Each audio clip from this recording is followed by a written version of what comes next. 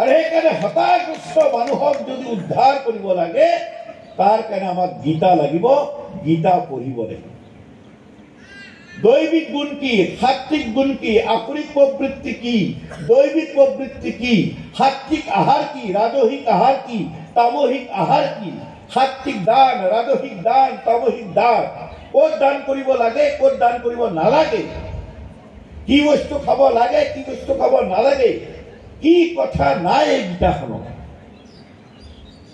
সেইকাৰণে গীতা জীৱন মুক্তি। সেইকাৰণে ধৰ্ম ক্ষেত্ৰে কৰ্ম ক্ষেত্ৰে। এতিয়া আমি ধৰ্মালোচনী হবা, তো ধৰ্ম মানে কি? ধৰ্ম মানে কি? ধৰ্ম মানে কেৱল পূজা পাতল কৰা, নাম কীৰ্তন কৰা, মন্দিৰত যোৱা, এয়াই কেৱল ধৰ্ম নহয়। এই ধৰ্মৰ 100ৰ ভিতৰত 1% মন্দিৰত যোৱা, নামঘৰত যোৱা, নাম কীৰ্তন কৰা, পূজা পাতল, যাগ যজ্ঞ কৰা, এই কেৱল ধৰ্ম নহয়। তো ধৰ্ম মানে কি? ধৰ্মৰ ব্যাখ্যা সম্পৰ্কে কৈছে ধৰ্মৰ 10টা লক্ষণ: ধৃতি, ক্ষমা, দম, শ্রেয়ম, শৌচমম, ইন্দ্রিয় নিগ্রহ, ধী, বিদ্যা, সত্যম, ক্রোধ, দশকম ধর্ম লক্ষণ। ধর্মের 10টা লক্ষণ। প্রথমে হল ধৃতি, ধৈর্য, ক্ষমা, দম,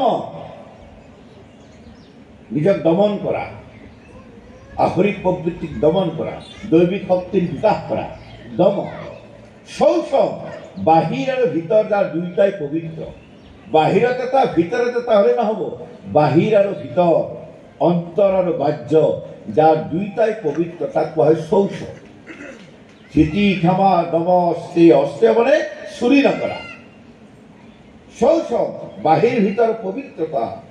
ইন্দ্ৰিয় নিগ্ৰহ, হৰৰিপু দমন, কাম, ক্ৰোধ, লোভ, মোহ, মদ, মাৎসৰ্য, এই হৰৰিপু দমন, ইন্দ্ৰিয় নিগ্ৰহ।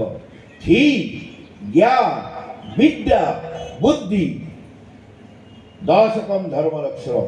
এই 10টাই হল ধৰ্মৰ। এটা প্ৰশ্ন হল, ইয়াত পূজা পাতলৰ কথাই তাহলে ধাৰ্মিক ব্যক্তি যদি হব লাগে কেৱল পূজা পাতল কৰি থাকিলে নহব। ধাৰ্মিক ব্যক্তি হব লাগিলে এই 10টা গুণ তেওঁ আহৰণ কৰিব লাগিব। দুৰ্ভাগ্যৰ বিষয়, অপ্ৰিয় সত্য কথা এটা কওঁ।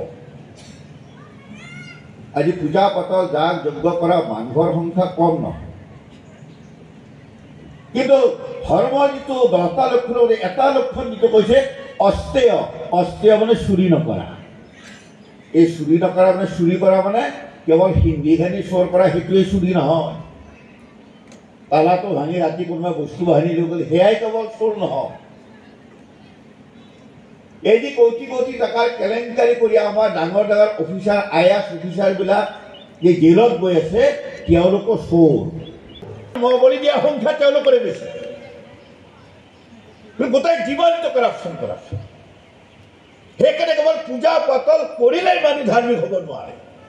ধাৰ্মিক ব্যক্তি হ'ব লাগিলে এই 10টা লক্ষণ থাকিব লাগিব: ধৃতি, ক্ষমা, দম, অস্তেয়, শৌচম, ইন্দ্রিয় নিগ্রহ, ধী, বিদ্যা, সত্যম, অক্রোধ।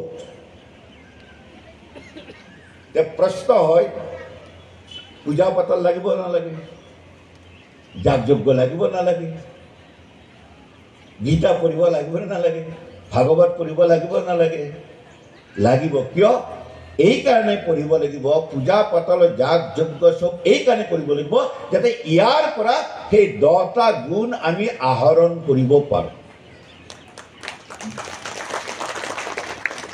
যদি এই 10টা গুণ আহৰণ কৰিব নোৱাৰোঁ তেতিয়া এইবিলাকৰ কোনো কাম নাই। সেইকাৰণে এই 10টা গুণ আহৰণ কৰিব, সেইকাৰণে গীতা এইকাৰণে পঢ়িব লাগিব।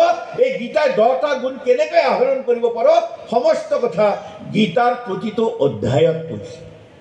সাত্বিক গুণ কি, দৈবিক গুণ কি, আসুৰিক প্ৰবৃত্তি কি, সাত্বিক প্ৰবৃত্তি কি, কাক দৈবিক গুণ সম্পন্ন বুলি কোৱা হয়, এই গোটেই সমস্ত কথা গীতাখনত কৈছে। সেইকাৰণে গীতা পঢ়িব লাগে নিজৰ জীৱন ৰচনাৰ কাৰণে।